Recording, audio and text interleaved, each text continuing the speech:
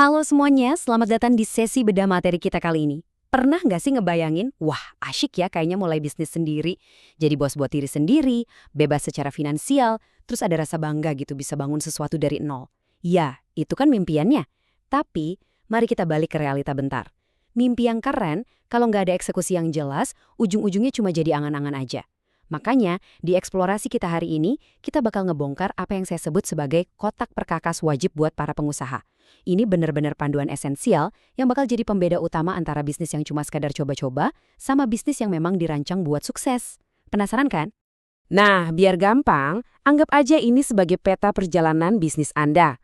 Kita bakal jalan-jalan, mulai dari bangun fondasi yang kuat, terus ngebedah anatomi proposal yang ideal, bikin semuanya jadi simple pakai bisnis modal canvas, ngitung rumus wajib kayak BEP dan ROI, dan ditutup sama studi kasus yang benar-benar nyata dari Anna dan Donuts. Oke, siap?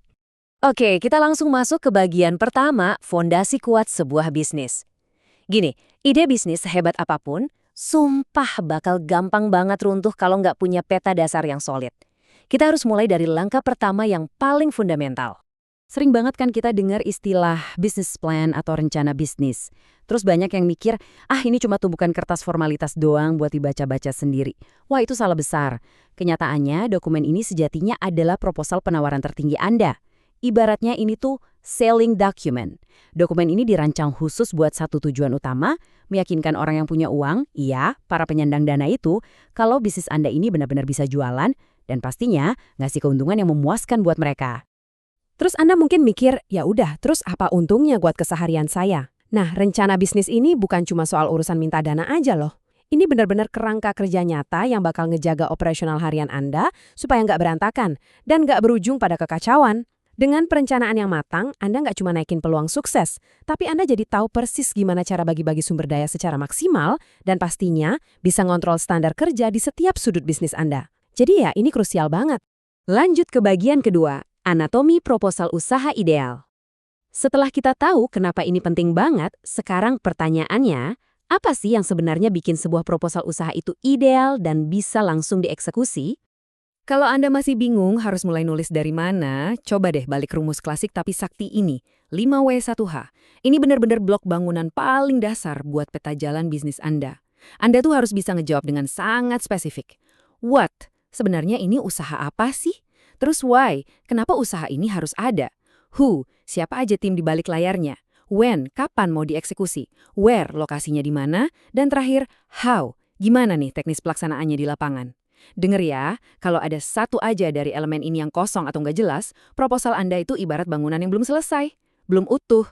Nah, poin yang paling krusial adalah sebelum Anda nekat keluar duit sepeser pun buat mulai, Anda wajib banget ngelewatin 4 pilar cek realitas ini.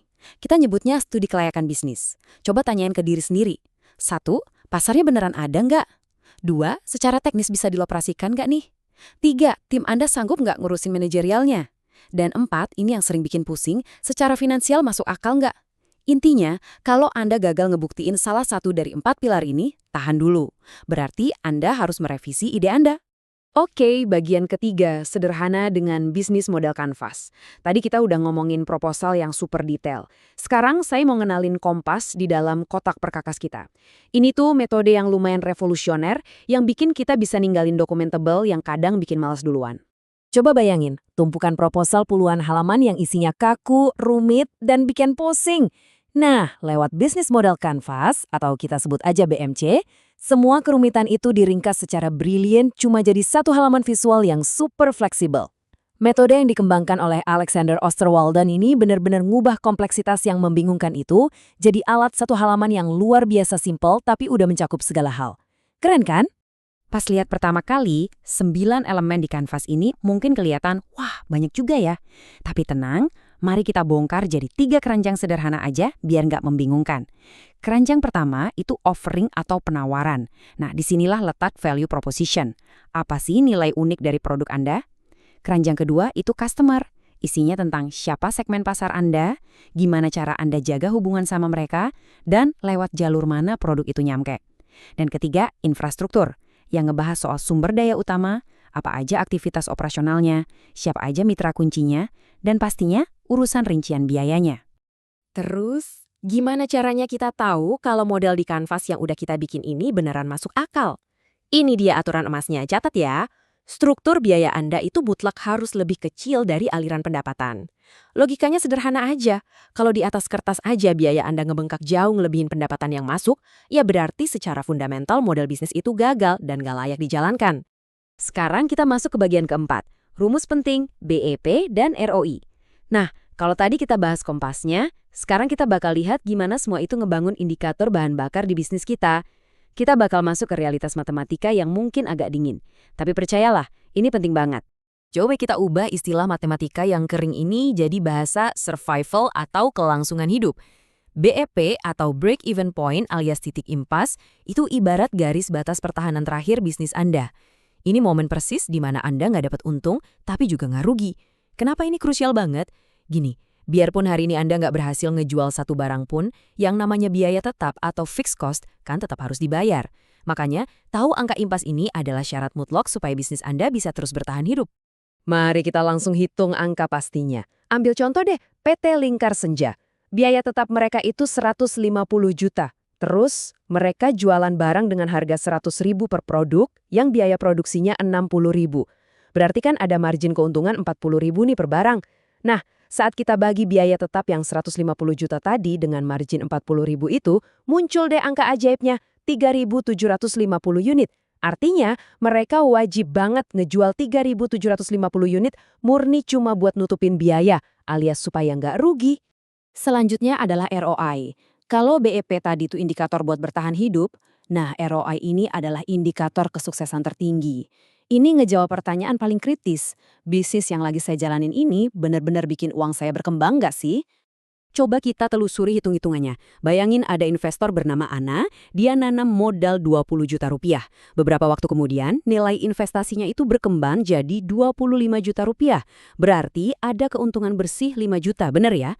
Nah, 5 juta ini dibagi sama modal awalnya yang 20 juta tadi, lalu dikali 100%. Hasilnya, tingkat pengembalian yang bersih dan tak terbantahkan sebesar 25%. Angka persentase emas inilah yang selalu dicari-cari para penyandang dana. Lanjut ke bagian kelima, studi kasus Ana dan Nats.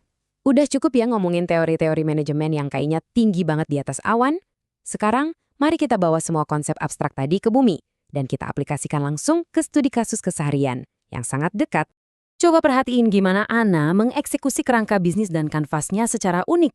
Alih-alih jualan donat manis yang membosankan, dia malah bikin terobosan jual donat pedas. Iya, donat pakai topping abon sapi sama mayonis. Terdengar agak liar kan? Tapi targetnya sangat spesifik. Siswa SMA di Bandung. Promosinya pinter, ngandelin media sosial tanpa biaya. Dan buat distribusinya, dia pakai sistem kerjasama pesan antar ke kantin-kantin sekolah. Ini tuh bener-bener bukti nyata dari penerapan model bisnis yang cerdas. Sekarang, mari kita intip gimana indikator bahan bakarnya bekerja. Kita bedah finansial per unitnya, Ana. Total biaya buat produksi dan distribusi satu donat itu secara presisi ada di angka Rp1.723. Terus, dia jual donat itu dengan harga bersih Rp2.500. Ini berarti dari setiap satu donat pedas yang terjual, Anda mengamankan margin keuntungan sebesar Rp777. Matematika dasar ini memastikan aliran pendapatan Anda benar-benar lebih besar dari struktur biayanya. Dan akhirnya, sampailah kita di angka pamungkas ini, Rp28.625.000.